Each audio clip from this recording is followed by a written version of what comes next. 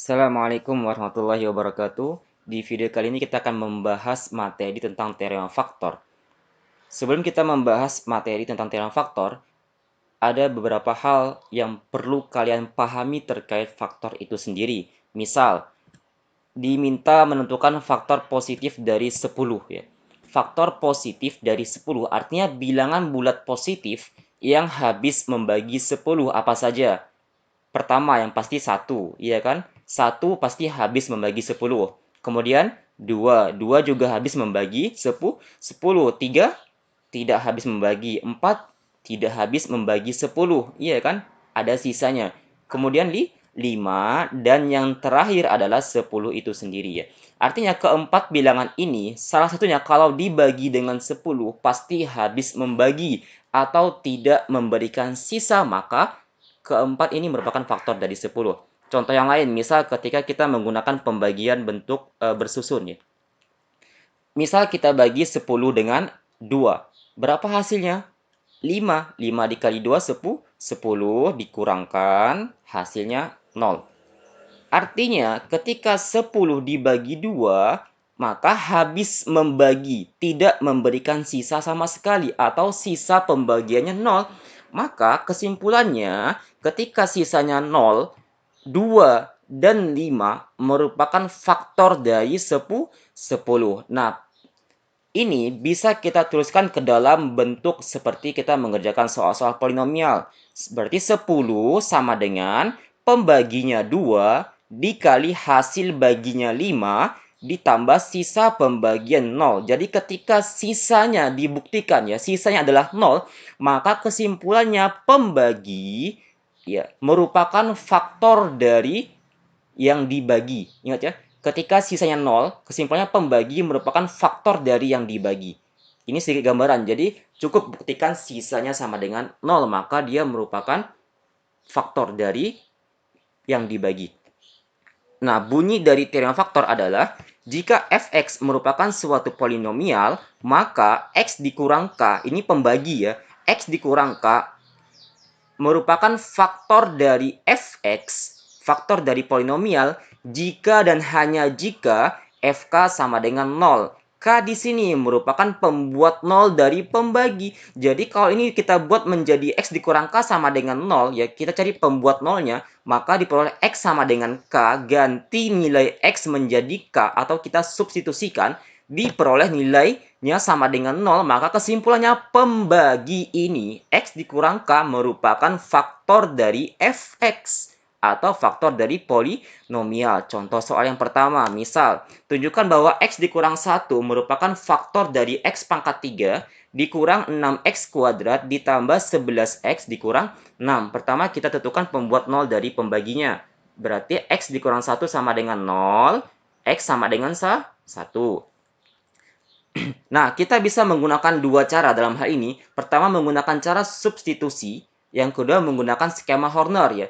Adapun menggunakan cara bersusun, maka tidak saya sarankan di sini ya. Karena akan memerlukan waktu yang cukup lama. Jadi, kita gunakan kedua cara saja. Yang pertama, kita akan menggunakan cara substitusi. Berarti, kita cari nilai F1 untuk polinomial ini.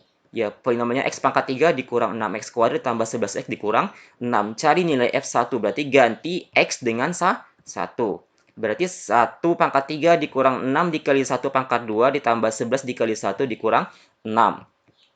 1 pangkat 3, 1. Dikurang 1 pangkat 2, 1 dikali 6, 6. 11 dikali 1, 11 dikurang 6. Nah, perhatikan, 11, 1 ditambah 11 berapa? 12. 12 dikurang 6, 6. 6 dikurang 6, 0. Nah, karena nilai F1 sama dengan 0, ya diperoleh F1 sama dengan 0 kan? Maka, berdasarkan teorema faktor, ketika diperoleh nilainya sama dengan 0, kesimpulannya pembagi, yaitu pembaginya x dikurang 1 kan? Berarti pembagi ini merupakan faktor dari x pangkat 3 dikurang 6x kuadrat ditambah 11x dikurang 6. Artinya cukup buktikan nilai F1 sama dengan 0 menggunakan cara substitusi. Bagaimana kalau menggunakan skema Horner? Buktikan sisanya sama dengan 0. Ya, perhatikan contoh berikut menggunakan skema Horner. Soalnya sama ya. Nah, pertama kita masukkan semua nilai di sini, baik koefisien maupun konstanta, berarti 1, yang pangkat 2 negatif 6, kemudian 11 negatif 6. Nah, ini kan pembagi, ya. Pembagi berarti pembuat nolnya sah 1. Kemudian di jumlah, jangan sampai lupa bagian sini tidak dioperasikan. Kita berikan tanda bintang di sini.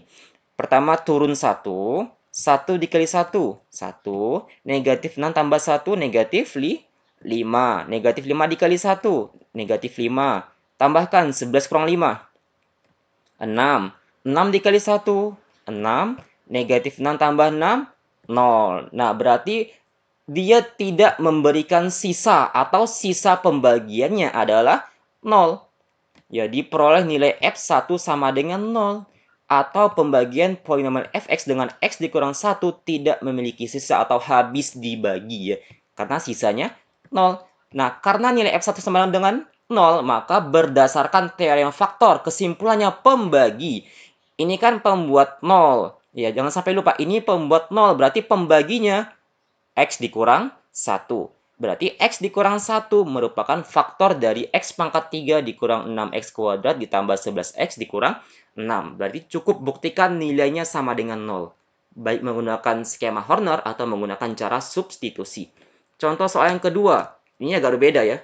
Tentukan semua faktor dari polinomial x pangkat 3 dikurang 3x kuadrat dikurang 6x ditambah 8.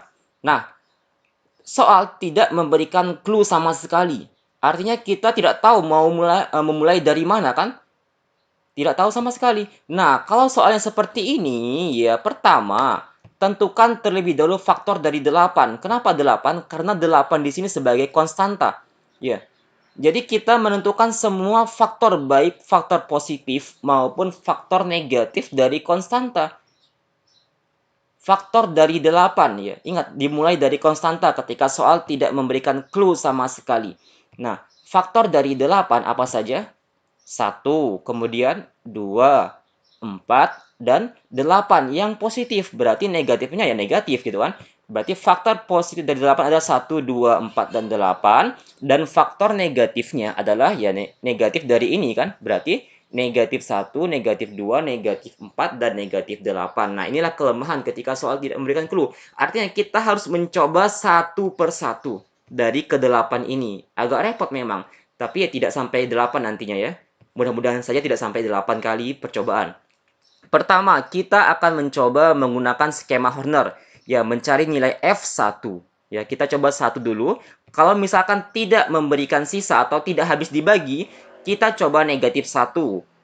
Tidak habis dibagi, coba yang 2. Tidak habis dibagi lagi, coba yang negatif 2. Terus sampai negatif 8 ya. Pertama kita akan mencoba 1, berarti menentukan nilai F1 ya. Menggunakan skema Horner. Kita masukkan semua nilainya. 1, negatif 3, negatif 6, dan 8 ya. Kemudian pembuat nolnya 1. Ini bukan pembagi ya, ini pembuat nol. Pembaginya berapa? Pembaginya X dikurang 1. Dilihat kembali contoh soal sebelumnya tentang skema Horner. Ya. Ini pembuat 0 berarti pembaginya X dikurang 1. Kalau pembuat nolnya 2 berarti X dikurang 2. Kalau pembuat nolnya negatif 1 berarti pembaginya X tambah 1 ya. Ingat kebalikannya dia. Pertama bagian sini tidak dioperasikan, turun 1. Kemudian 1 dikali 1, 1. Negatif 3 tambah 1, negatif 2 dikalikan. Negatif 2, jumlahkan negatif 8. Kalikan lagi dengan 1, negatif 8. Hasilnya 0. Nah, kebetulan percobaan pertama sudah berhasil ya. Artinya ketika sisanya 0, ya diperoleh nilai F1 sama dengan 0, maka kesimpulannya ini kan pembuat 0, berarti pembaginya X dikurang 1 ya. Jangan sampai lupa ya. Pembuat nolnya 1 berarti pembaginya X dikurang 1 merupakan faktor dari polinomial ini. Maka ini bisa kita tuliskan lagi ke dalam bentuk ya persamaan polinomial seperti biasa, di mana fx ini merupakan fungsi polinomial, px ini pembagi, hx hasil bagi, dan sx sebagai sisa pembagian. Ini fungsi polinomialnya, pembaginya x dikurang 1. Nah, sekarang hasil baginya. Nah, ketika soal meminta menentukan semua faktor, saya sarankan kalian menggunakan skema Horner saja. Kenapa? Karena dengan skema Horner akan diperoleh hasil bagi. Beda dengan menggunakan cara substitusi, tidak akan diperoleh hasil pembagian. Ya, adapun menggunakan cara bersusun tidak saya sarankan. Meskipun diperoleh hasil bagi, ya meskipun diperoleh hasil bagi, tapi akan ya memakan waktu yang cukup lama ya menggunakan skema menggunakan cara bersusun. Nah, di skema Horner ada hasil bagi. Yang mana hasil bagi? Coba tebak dari semua ini. Bagian, iya, bagian sini ya hasil bagi. Nah, ini merupakan hasil baginya. Karena fungsinya pangkat 3 ya, pembaginya pangkat 1, maka hasil baginya pangkat pangkat 2. Jangan sampai lupa pembagi ya, fungsi pangkat 3, pembagi pangkat 1, maka hasilnya pangkat 2. Berarti dimulai dari X kuadrat, kemudian dikurang 2X pangkat 1, dikurang 8. Nah, ini merupakan hasil pembagiannya. X kuadrat dikurang 2X dikurang 8. Ya. Sisanya 0, jadi 0 tak perlu lagi kalian tuliskan. Terakhir, nah ini sebenarnya bisa kalian gunakan cara seperti ini, cuma ya agak repot. Kenapa harus membuktikan satu persatu dari semua ini? Ya, karena di sini sama-sama 8 ya. Kebetulan sama-sama 8. Ya, jadi kita bisa membuktikan ke-8 ini. Tapi karena repot, dilihat apakah ini bisa difaktorkan karena persamaan kuadrat lebih mudah difaktorkan. Bilangan yang kalau dikali negatif 8 dijumlahkan negatif 2, bisa dicari dua bilangan. Bisa. Bilangan yang kau dikali negatif 8 berarti yang paling mendekati apakah 1 dengan 8 atau 2 dengan 4? Ketika jumlahkan negatif 2. Yang paling mendekati adalah 2 dengan 4 karena hasil penjumlahnya negatif 2. Yang jelas salah satu dari 2 dan 4 negatif karena perkaliannya negatif. Nah, karena hasil penjumlahannya negatif berarti 4 pasti negatif ya. Berarti 2 dan negatif 4. Berarti X tambah 2, kemudian X dikurang 4. Coba 2 dan negatif 4 kalian kalikan. Negatif 8 dijumlahkan negatif 2. Berarti benar ya. Di mana X tambah 2 dan X kurang 4 merupakan faktor dari X kuadrat dikurang 2X dikurang 8. Dia tidak memberikan sisa sama sekali.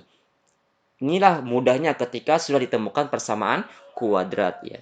Jadi kesimpulannya, faktor dari polinomial X pangkat 3 dikurang 3X kuadrat dikurang 6X ditambah 8 adalah X dikurang 1 ya, dikali X tambah 2 dikali X dikurang 4. Ya, demikian semoga bermanfaat.